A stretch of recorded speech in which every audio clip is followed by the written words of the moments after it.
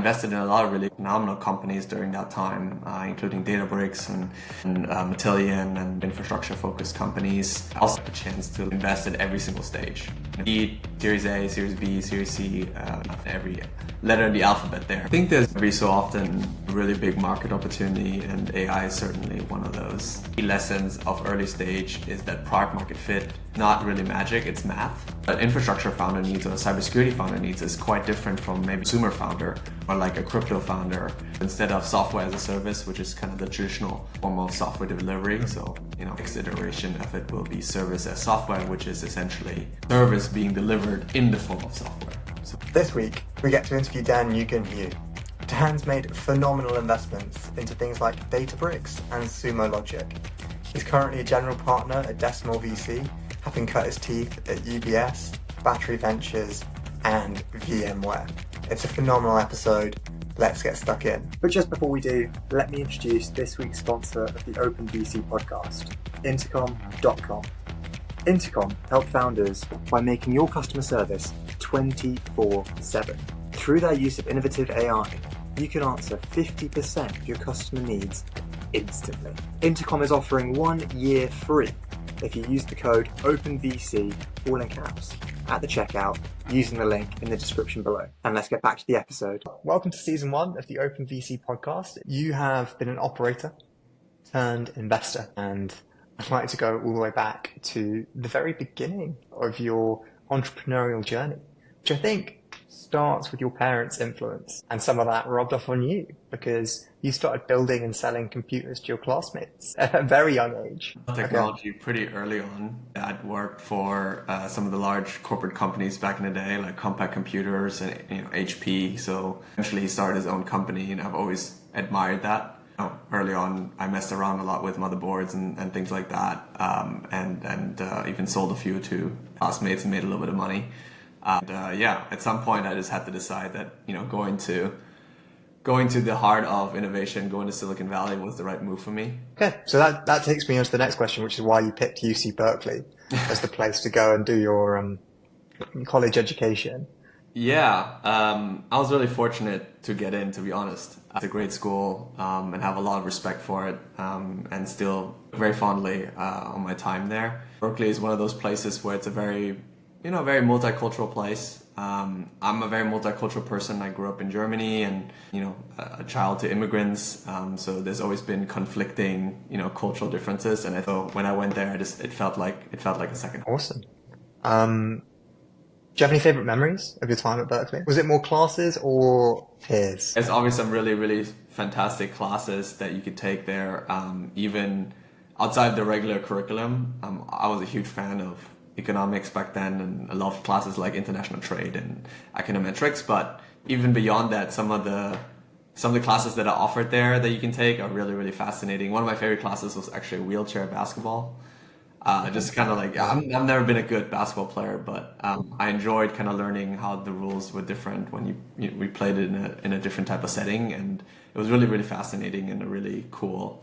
Yeah, I think that time of your life really broadens your horizons. There's a huge peer student group. Everyone's got different ideas. Everyone's got loads of energy. I think just being able to say yes and embrace a lot of new experiences is definitely the right approach to have. Absolutely. Okay, so you moved to America, and then you stayed in America, joining UBS for quite a few years, working in finance, before transitioning over to VMware, which was a cloud computing company. What encouraged you to make the move from great trajectory in finance into joining? Yeah, I started my career as a prototypical investment banking analyst coming out of college.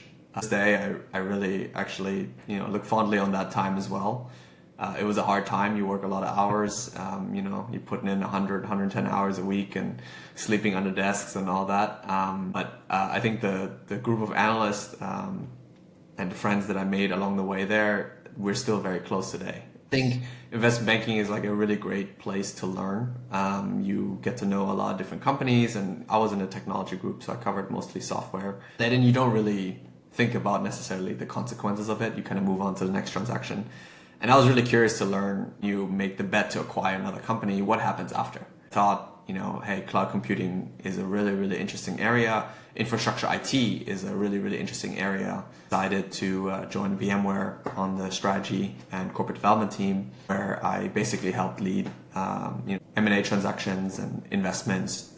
And there you really learn the full life cycle of trying to do a deal, acquire the company, and then every year you do a check-in, like how's it going? Did we make the right call? Did we acquire the right company? Did we acquire the right team?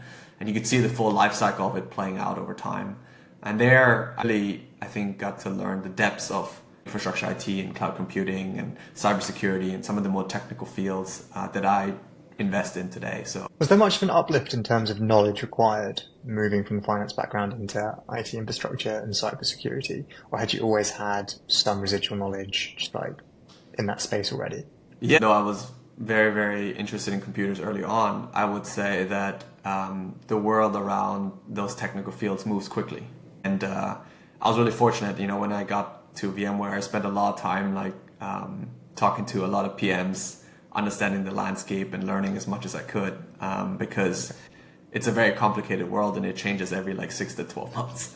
I was fortunate to work there and meet a lot of really great people who took an interest in me learning, and over the course of 4 years really feel like I got the hang of virtualized storage and hypervisors and things like that. Nice. So yeah, you have to keep up with a very fast-paced environment, constantly learning. It's pretty cutthroat. You can't stand still. Are there any standout moments that you have of your time at VMware, either good or bad? There's a lot of great moments at VMware. I think it was the kind of spin out of Pivotal, which was really cool because, working through creating a separate company outside of VMware was really fascinating. Watch was acquired at the time. Nasir had just been acquired when I got there, which was obviously a large scale transaction. So the company was changing in a lot of meaningful ways. At the time, Pat Gelsinger was the CEO of the company, and he had a really interesting vision around owning everything from virtualized computing to virtualized storage and virtualized networking, and all the pieces started to kind of fall into place.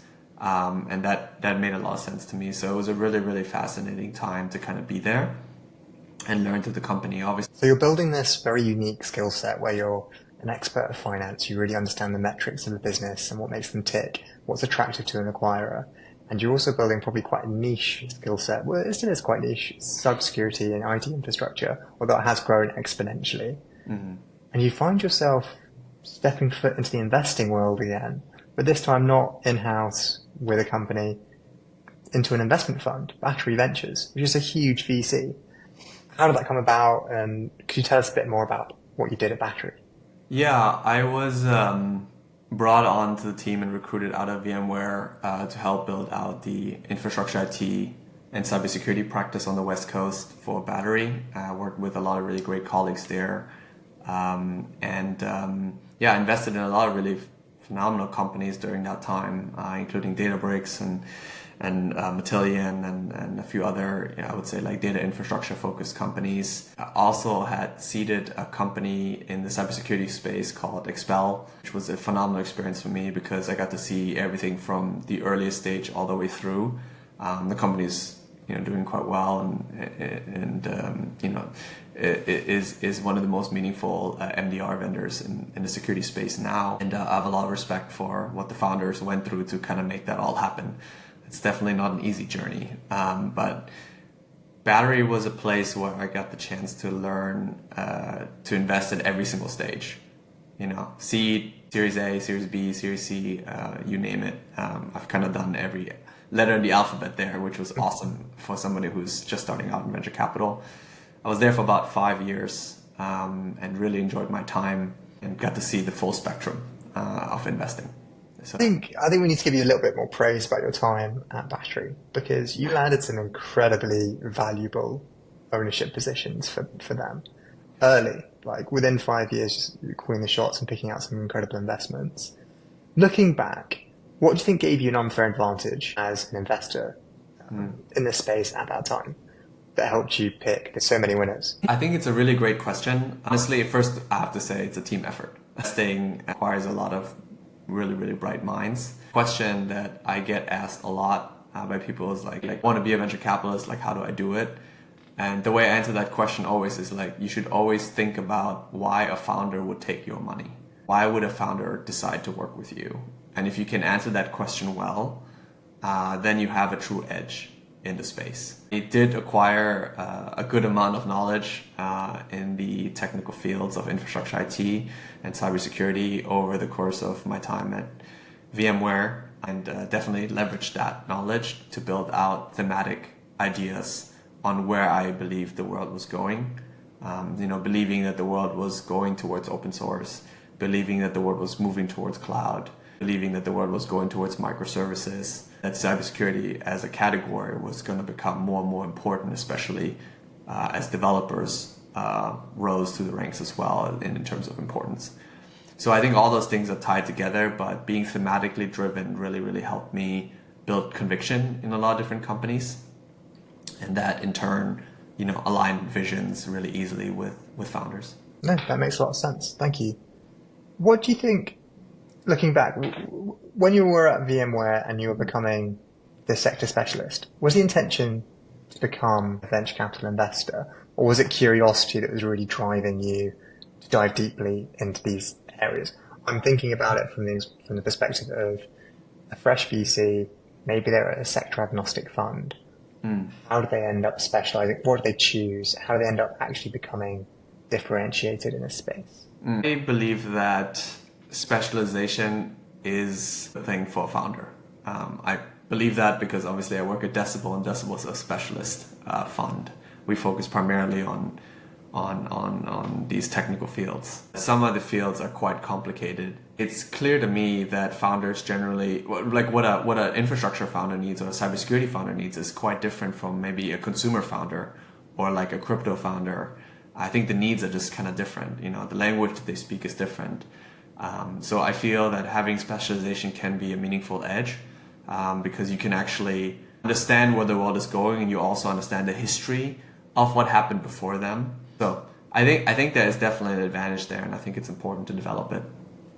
Yeah, I completely agree. And the risks to you as an investor as well, when you start investing into deep tech or specialist founders, sure, there are certain weaknesses that are perhaps more common than there might be with a consumer-focused product. The first one coming to mind being sales, because typically a subject matter expert who likes reading research, who is very in the weeds of a problem that's in the industry, isn't necessarily the best salesperson. And there might be some weaknesses in that founding team, especially at the seed and maybe not so much the Series A stage. But how do you go about doing due diligence on founders in these spaces so early? Yeah, it's a great question, and maybe leads me to give you a little bit of context on how Decibel operates as a fund first. So we are an early stage specialist fund.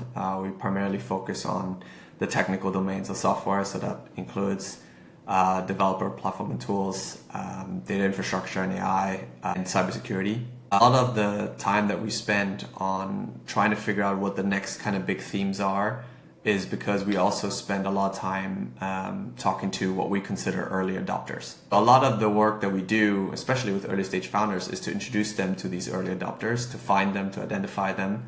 And quite honestly, they can sit in any organization. You might think, hey, an early adopter only sits in these cool startups and whatnot, but it's actually not true. I think there's early adopters everywhere in organizations like Starbucks and Home Depot. Like that, it doesn't matter. They can be there and they want to tinker with new stuff. So over time, we have developed a huge community of early adopters, about like 2,000 of them. And we leverage them quite a bit to understand, hey, we have this thematic idea that we're thinking about. Is this something that resonates with you? They agree that it resonates. A lot of times we'll try to find teams to work on that idea, or certain founders have already started working on it. We'll put them in front of them and see how that works out. I think one of the key lessons of early stage is that product market fit is not really magic, it's math. That's kind of what we fundamentally believe, which means you iterate on the product on both sides. You have a product, you show it to a customer, the customer might or might not like it, you keep iterating, and you try to do this as much as you can. Over time, hopefully, it will mold into something that the customer will like. So that's why, most of these companies that might look like an overnight success require a lot of time and effort. And we believe that the only way to shorten that cycle is to meet as many of these early adopters as humanly possible so that you can get to the answer quicker. And that's what we really want to focus on at Decibel.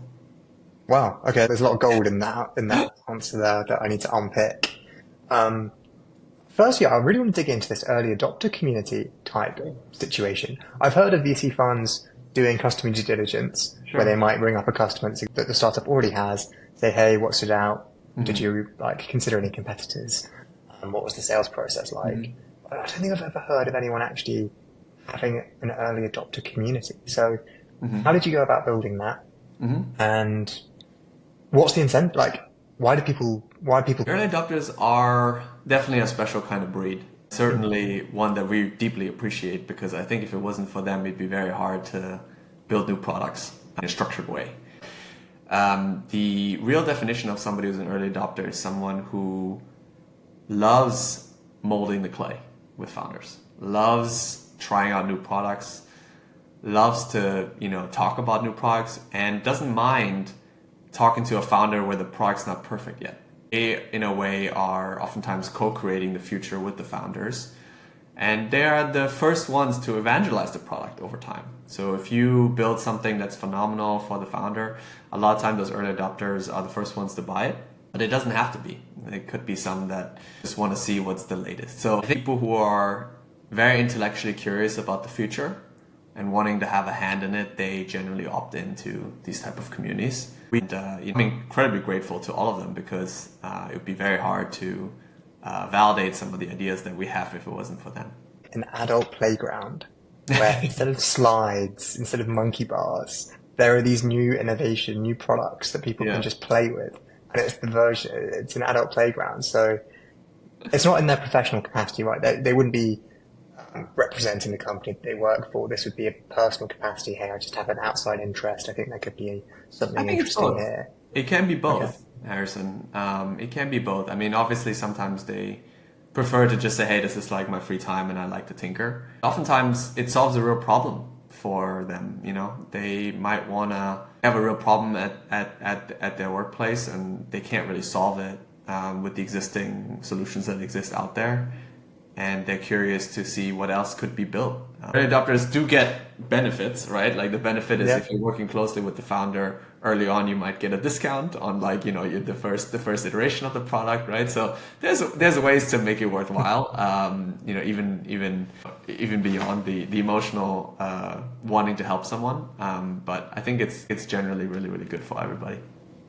No, that's awesome. Have there been any exceptions to the rule where actually the founder is such a visionary that the early adopters might not be agreeing with what the vision of the founder? I'm imagining maybe like a Steve Jobs type character where people didn't necessarily know they wanted that smartphone. So are there also some downsides potentially to trying to get a group consensus in this type of strategy? I think there is and I think that's why it's important to talk to many of them, right? I think there's definitely been occasions when the product first was misunderstood. And, maybe like a year later or 2 years later, when the founder comes back to the same early adopter, it's like, I completely missed what you were trying to do. And now that I see it, I agree with it. So certainly happens. But I think it's always going to be a process of finding your original group of early adopters first. Definitely not everybody will agree with everything that you're building. And that's okay. There's nothing wrong with it. But eventually in B2B software in general, you have to find that first group that believes in you. And it might not be everybody right away. I think different to perhaps enterprise software, with these deep tech products, you don't necessarily need market consensus.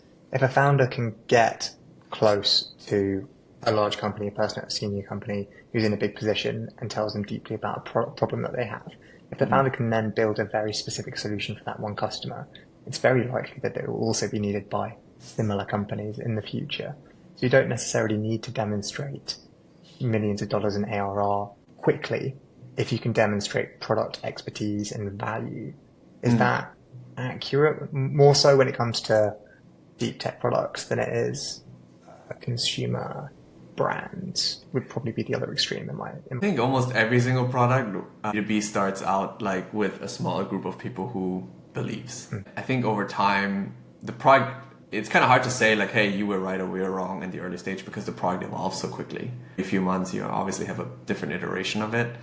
And the value increases and changes. And I think it's more about, hey, how does the founder kind of stay dynamic in his approach or her approach to build next iteration of the product that will be appreciated by an early adopter. Are there any best practices that you like to see founders demonstrating when they're iterating and building this product extremely early? Say they don't have access to the incredible early adopters that Decibel has put together, but they're building a product themselves, they have one or two people that might be interested. What sort of things do you see differentiate great founders from good founders or average founders at that stage? I think a really good practice is to be a good listener in the beginning, is to get on the call with the founder, a potential customer, and spend the time really doing some discovery work, spending the time to understand what the biggest, most pressing issues are, why they're here, why they're interested in talking to you, and kind of really having a lot of empathy for those customers to understand like where they're coming from and what are the big challenges are for them. And then I think it's good to kind of walk through the story on why you're building what you're building. Sometimes when founders get on the phone with a customer early on, they're so excited about what they're doing, and they should be. You know, it's their life's work and it's their passion, and they should be passionate about it. You don't know necessarily what's going on in that person's life. So product-wise, I think you should have like a clear vision, like clarity of vision is very, very important on like why you're trying to solve the problem you're trying to solve. And then eventually also tying that product to some level of budget that you think you can acquire. So I think those three aspects, if you have a really clear path on those three, and it doesn't have to happen right away out of the gate, it can take some time. But that's amazing. It's very hard for founders to listen sometimes because they're so focused on what they are trying to get the other person to hear that they have blockers.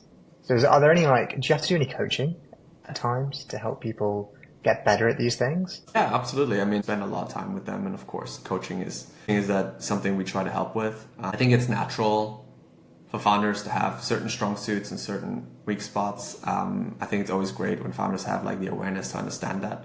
Quite honestly, as an investor, you have weak spots and strong suits, and you need to just understand where they are so that you can like compensate for them.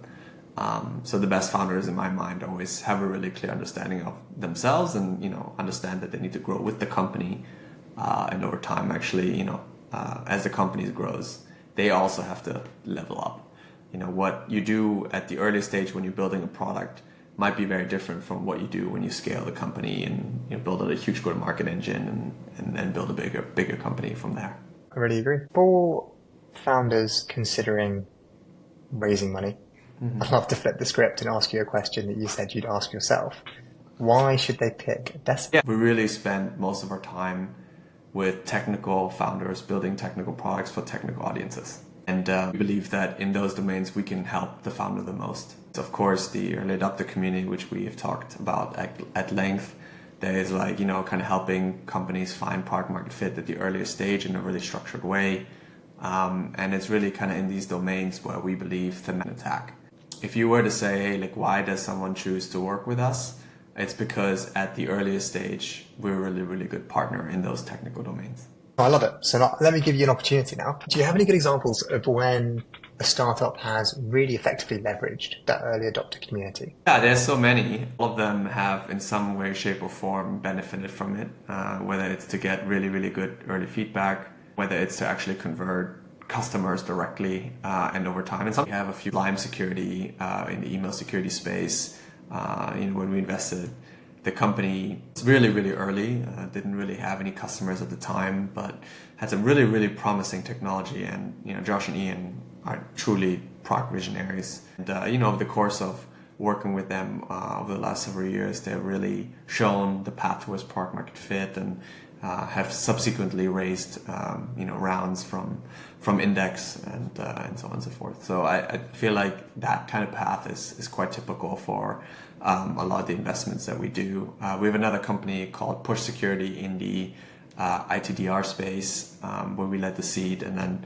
we're now partnered with VMware to kind of lead the Series A, and then there's a few examples like that, and we've been really fortunate to work with some really, really phenomenal partners. Thank you. You've mentioned before how quickly this space can change. I mean, the rise of AI has got everyone on the back foot, I believe. Well, most funds, most investors. Yeah. What sort of changes have you made to adapt for these new market conditions? I think there's always, every so often a really big market opportunity, and AI is certainly one of those. The last big shift that we really saw that I thought was really meaningful was the move from on-prem to cloud. And then maybe the shift from, I would say, more static software development to like agile software development were really meaningful, but it's possible that AI is maybe one of the largest ones we've ever seen. I think fundamentally that has shifted approach of like, hey, what can be accomplished with AI? And I think the early iteration of what people invested in was really around foundational models and like, figuring out what the infrastructure might look like. I think a founder, the question you have to ask yourself is like, what are the big markets that are truly disruptible right now? And I think there's many. So thematically, what we've been thinking about is really more in the context of AI agents, and deverticalization likely will become the era, as we call it, services as software.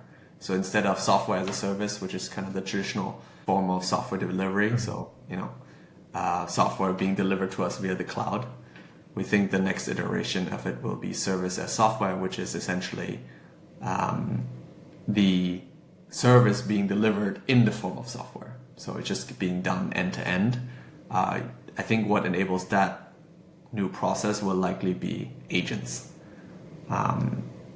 We've invested in a lot of really great companies that are pursuing those ideas, including a company called Brightwave, which was founded by Mike Conover, who was at Databricks before.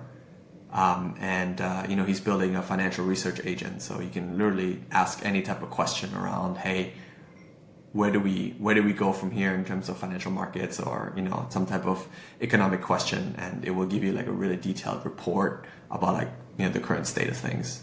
It's a really powerful tool that I think a lot of financial firms will likely acquire over time. How does it change the metrics for an investor when software as a service becomes service as software? And I think the metrics are maybe largely the same when it comes to the financials. I think what is really important to us early on is to figure out like what truly the ROI is on any of these solutions. We have spent a lot of time building knowledge-based systems in these SaaS tools. Think of Salesforce and these systems of records that have basically consumed all the information that we as knowledge workers have put into them. And I think like now we have to ask ourselves the question, hey, with this new advent of AI, can we leverage a lot of the data that is out there to build very, very intelligent systems that can deliver the service to us end to end so that we can spend time doing something else, right? So if you can really quantify the ROI of like call it an agentic solution, then I think you have a really real big opportunity to kind of disrupt the market. We have a company that we had seeded and has recently raised a Series A called Dropzone, which is a cybersecurity SOC analyst, essentially. And one of the interesting things about cybersecurity is, there's a shortage of people in the space. We get attacked quite a bit, nation states and hackers alike, and it's very hard to make sure that you investigate every single alert that you get. Just an overwhelming amount. And so whenever there's a labor shortage, I think there's an opportunity to build something that can hopefully help with that problem.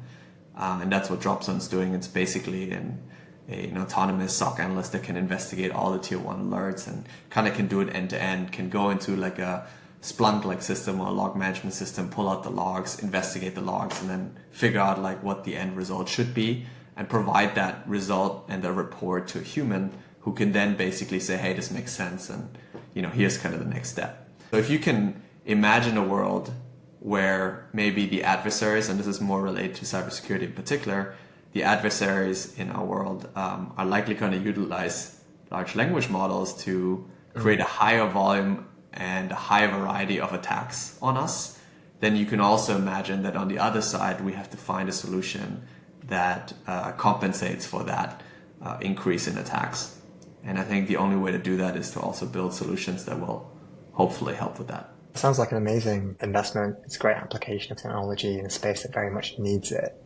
Are there any standout performers in the fund that you guys like to put on a pedestal? Or if it's a bit too early for that, any particular startups in the portfolio that you're really excited by? There's many. We are excited about many of our companies, and there's many great stories in that. I think one of them I mentioned already was Sublime Security in the email security space. We think super highly of Josh and Ian and what they have built. There's a longer list of companies like Run Zero, which was founded by the original creator of Metasploit, H.D. Moore. He's truly a product visionary in the VM space, the vulnerability management space, and in the Chasm space. And of course, there's a few other ones like SpectreOps, which is a identity risk company that's done really well. They started out actually as one of the experts in adversarial attacks, and it's a really phenomenal company that has built an open source project called Bloodhound. And the open source project of Bloodhound is essentially, if you think about it, like a Google Maps for hackers to really understand, hey, like if you're getting access into using somebody's identity into a corporate enterprise, where is the hacker likely gonna go from there? Are you gonna make a left on Kearney Street and make a right on, you know what I mean? So like once you start seeing some of these patterns, you can then shut off all these different identity attack paths, and you can like essentially block off roads or set traps and do other things to like basically mitigate the overall risk posture of your identities. That definitely needs to happen, because there are some innovative scams going on where people can now mimic your voice after just recording even just a YouTube video. If they've heard 40 minutes, I think it's even like 3 minutes if you just say the right words, they can then make you say anything you want on the telephone, even in a deep fake form. And then they can access certain accounts that don't have enough security on them at the moment. Yeah, so what you're really saying is recording this podcast is really increasing our identity risk, huh? It's a vulnerability for sure. So whoever's finding that solution, they need to get in touch, building the solution to this. Could you give us an insight into the less glamorous side of investing? Given how glamorized being a founder is to the general market, everyone thinks it's just going to be successful, but actually the day-to-day in the trenches as a founder at the C to Series A, every day's a shit show. There's so many things going wrong, so many rejections.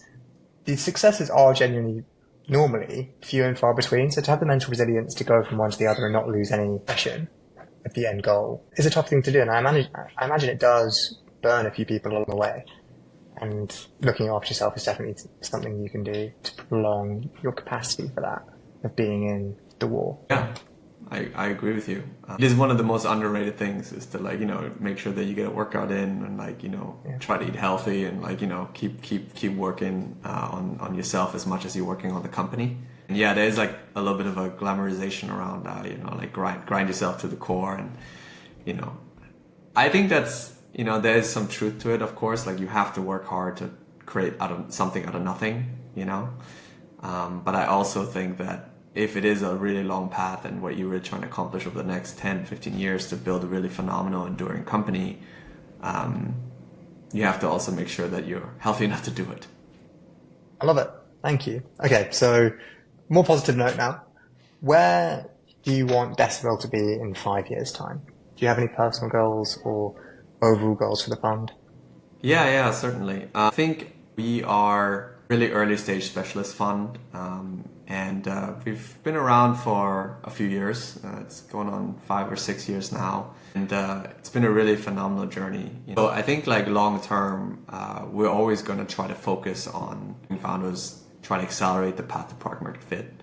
There'll be a lot of different capabilities that we'll add alongside the early adopter community and some of the talent work that we're doing through my partner Lauren. There'll be more capabilities to be added over the course of the next few years. What they are, I will release at a later date, but we're quite excited to try to, whatever it is to make the founder's life a little bit easier to get to product market fit. That's the most important thing to us. That's our North Star. I always find it more impressive when a VC tells me that they like getting down and dirty in the most uncertain times, in the seed stage, when it's not traction, it's not vanity, it's actually really tough to find the winners and make money. comparing that to the old age of growth funds, where you're kind of, it seems a bit simpler, where it's fairly metric driven versus having a thesis, building a brand, having a network, having a community of early adopters, things like that. It's harder work, and it's also a longer payback period. But yeah, I also prefer the seed stage. That's great. You took a really good bet in your career when you moved into cybersecurity and cloud technology at the right time. Advising a junior VC now, are there any areas that you would pick for them to specialize in today? I think you should just follow whatever you're truly passionate about. If you're going to be a specialist for the next 10 to 15 years, you have to like the domains that you cover, whether that's consumer, crypto, or infrastructure or cybersecurity. You have to genuinely like the space, like to invest in it, like to build in it. Otherwise, it's just going to be a tough life, I think. I've always been a big fan of trying to be thematic in your approach as an investor, to try to really understand where the next opportunities come from and understand the history of where the market was before that. So I don't necessarily have any advice on hey, this is the sector you should specialize because it's going to be hot in the next 10 years. The truth is, I don't know, right? I think the world is changing quickly all the time, and you have to be open-minded to seeing what the opportunities are. I think that's good advice. It's a long journey. You've got to enjoy the ride. Otherwise, it's going to be very difficult to get to that finish line. Yeah. Look, thank you very much, Dan. This has been a great episode full of loads of insights. Really, really appreciate you coming on. Awesome. Thank you for having me. Appreciate it, Harrison. No worries at all.